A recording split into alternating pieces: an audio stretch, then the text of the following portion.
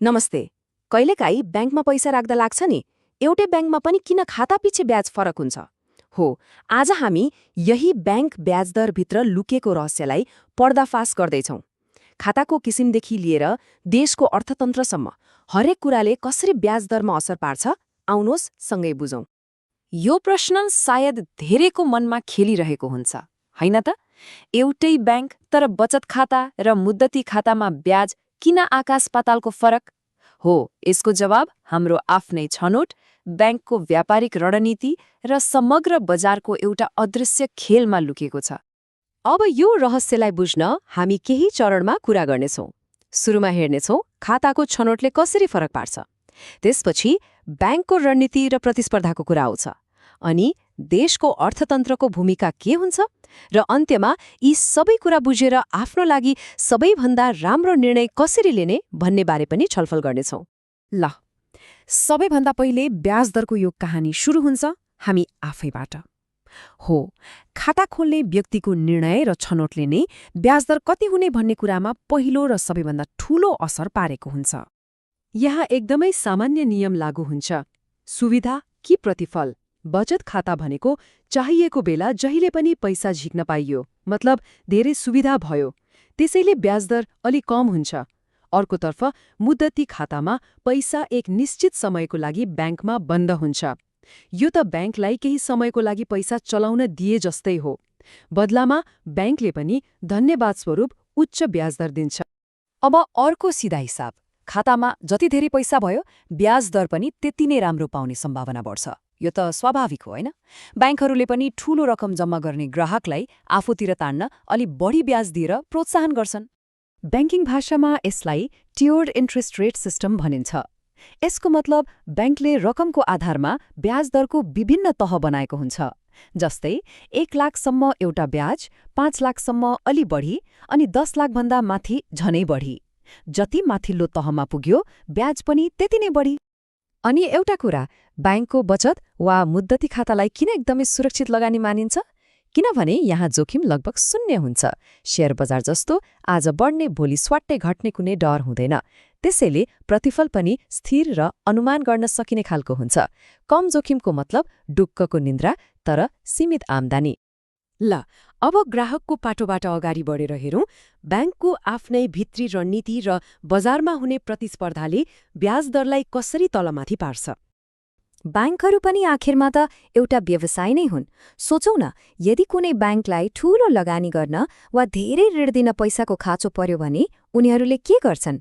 बचतकर्तालाई आकर्षित गर्न ब्याज दर ह्वात्तै बढाइदिन्छन्। तर यदि ब्याङ्कसँग प्रशस्त पैसा छ र नाफा बढाउनु पर्ने छ भने ब्याज दर घटाउन पनि सक्छन्। यो सबै माग र आपूर्तिको खेल हो। बजारमा यति धेरै ब्याङ्क छन् र सबैलाई ग्राहक चाहिएको छ। हो, यही ग्राहक तान्ने होडबाजीमा ब्याङ्कहरूले एकअर्काभन्दा राम्रो ब्याज दरको प्रस्ताव गर्छन्। कहिलेकाहीँ त विशेष चाडपर्व वा अभियानको नाममा पनि आकर्षक ब्याज दर ल्याइरहेका हुन्छन्। तर एकछिन है, विज्ञापनमा ठूलो अङ्कको ब्याज दर देख्ने बित्तिकै के त्यही खाता सबैभन्दा उत्तम हो त? सोच्नुपर्ने कुरा छ। सधैँ त्यस्तो नहुनु पनि सक्छ। हो, कहिलेकाहीँ उच्च ब्याज दरको पछाडि केही लुकेका शर्तहरू पनि हुन सक्छन्। जस्तै हरेक महिना यति पैसा अनिवार्य राख्नुपर्ने वा विभिन्न सेवामा अतिरिक्त शुल्क लाग्ने वा महिनामा यति पटक मात्रै पैसा झिक्न पाइने जस्ता नियमहरू। त्यसैले ब्याज दरको अङ्क मात्र हेरेर हुँदैन, त्यससँग जोडिएका सबै कुरा बुझ्न जरुरी छ। अब हाम्रो कुराकानीलाई अझ फराकिलो बनाऊ। व्यक्तिगत खाता र ब्याङ्कको रणनीतिभन्दा पनि माथि देशको समग्र आर्थिक अवस्थाले नै ब्याज दरमा ठूलो प्रभाव पारिरहेको हुन्छ। हाम्रो सानो ब्याङ्क खाता पनि देशको ठूलो अर्थतन्त्रसँग जोडिएको छ। जब बजारमा महँगी बढ्छ, जसलाई मुद्रास्फीति भनिन्छ, पैसाको मूल्य घट्दै जान्छ। त्यही पैसाको मूल्य जोगाउन ब्याङ्कहरूलाई ब्याज दर बढाउन दबाव पर्छ। त्यसैगरी देशको केन्द्रीय ब्याङ्कले बनाउने मौद्रिक नीतिले पनि ब्याङ्कहरूले कतिसम्म ब्याज दिन सक्छन् भन्ने कुराको सीमा निर्धारण गर्छ। नेपालको सन्दर्भमा यी सबै वित्तीय खेलको रेफ्री हो नेपाल राष्ट्र ब्याङ्क।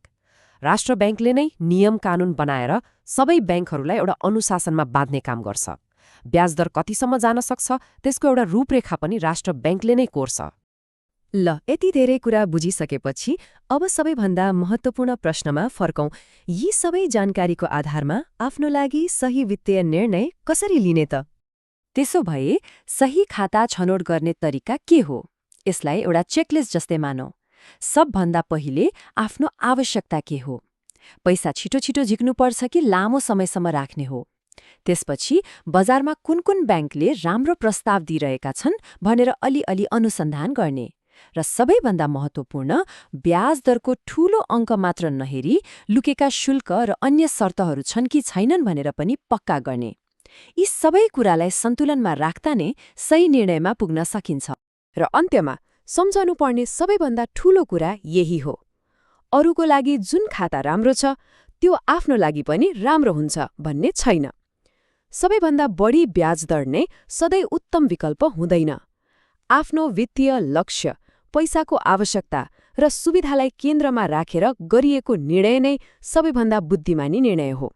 आखिर त्यो पैसा हाम्रो मेहनतको कमाई हो र त्यसको सही व्यवस्थापन गर्ने जिम्मा पनि हामी आफै